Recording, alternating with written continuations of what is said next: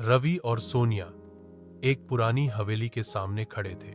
सालों से वीरान पड़ी इस जगह के बारे में अजीबोगरीब कहानियां थीं।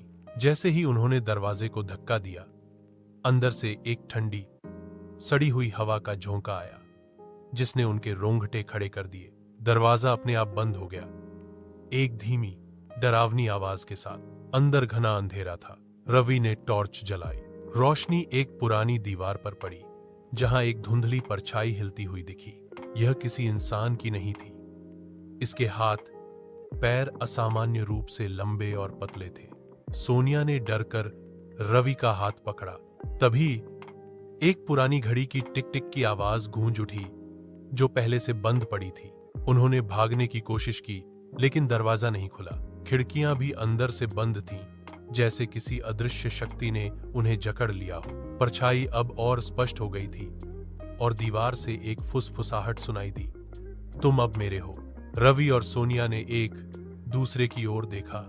उनकी आंखों में दहशत थी। अचानक परछाई दीवार से अलग होकर कमरे के बीचों बीच आ गई। वह धीरे धीरे उनके करीब आने लगी और उसकी आकृति बदल रही थी। अब वह सिर्फ एक परछाई नहीं थी, बल्कि एक गहरा काला शून्य था, जो सब कुछ निगलने को तैयार था। उनकी चीखें गले में ही घुट गईं और कमरे की रोशनी टिमटिमाकर बुझ गई।